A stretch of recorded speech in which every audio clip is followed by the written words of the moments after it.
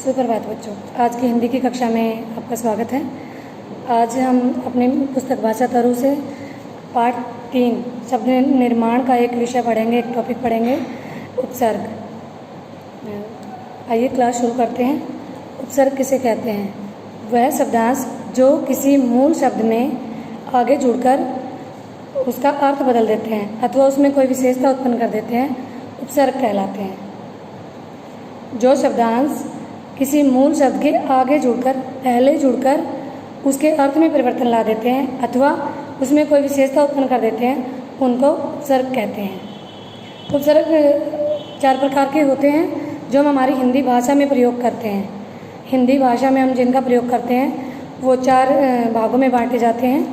संस्कृत के उपसर्ग, हिंदी के उपसर्ग, अंग्रेजी के उपसर्ग और अरबी व फारसी के उपसर्ग। जैसे उपसर्ग, जैसे उप एक उपसर्ग है और हार में अगर हम उसको जोड़ देते हैं, हार शब्द के अगर हम उसे आगे लगा देते हैं तो उपहार बन जाएगा। हार का मीनिंग होता है हारना और एक हार का एक और दूसरा अर्थ होता है नेकलेस, हार, गले में पहनने वाली कोई कीमती वस्तु। लेकिन जब हम इसमें उपसर्ग का प्रयोग कर देते हैं, उपसर्ग को जोड़ देते हैं इसके आगे उपहार, तो इसका अर्थ बदल जाता है। उपहार का मतलब होता है भेंट, कोई तोहफा, कोई गिफ्ट। समझ आ रहा है आपको? आगे चलते हैं। ऐसे ही एक उपसर्ग है वी। हार में अगर हम उसको जोड़ देते हैं तो क्या नया शब्द बन जाएगा हमारा? विहार। विहार का अर्थ होता है घूमना। ठीक है, इसी प्रकार से हार में अगर हम आ शब्द पहले जोड़ देंगे, आहार, आहार बन जाएगा नया शब्द हमारा। तो आहार का मीनिंग क्या होता है? आहार का अर्थ क्या है हिंदी में? आहार से मतलब है भोजन, खाना।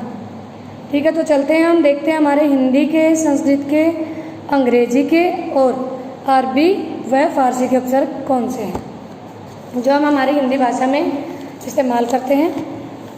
संस्कृत के उपसर्ग से हम शुरुआत करते हैं क्योंकि सारी भाषाओं की जननी कौन है? संस्कृत।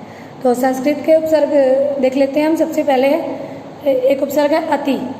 अति का मतलब होता है अधिक, और अति का एक दूसरा मीनिंग होता है, दूसरा अर्थ होता है ऊपर।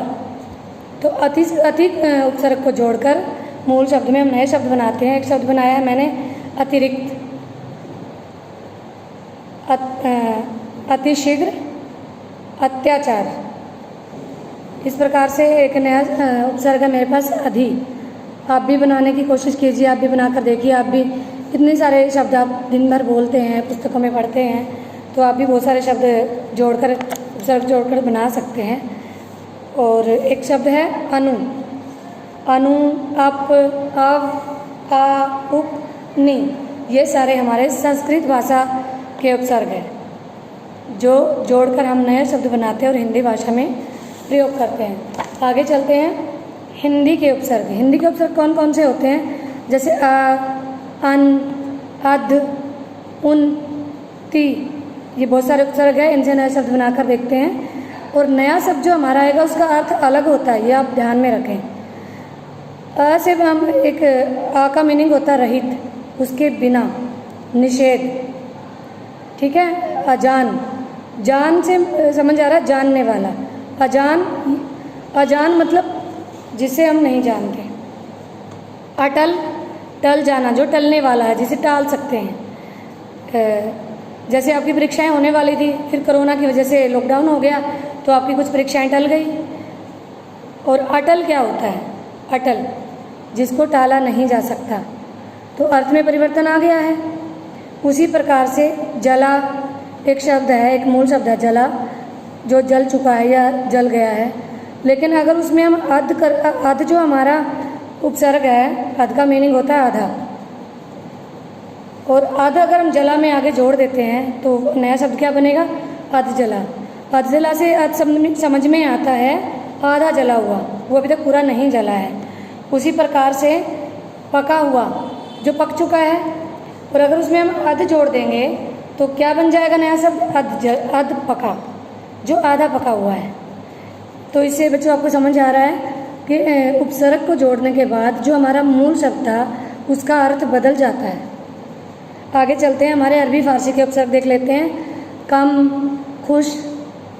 अरबी फारसी के शब्दों से आपको पता चल जाता है जिनमें नुक्ता लगा होता है ज़्यादातर, जैसे रोज़, जा के नीचे जा का साउंड आएगा, जय नहीं बोलेंगे हम उसको, जा का साउंड आएगा।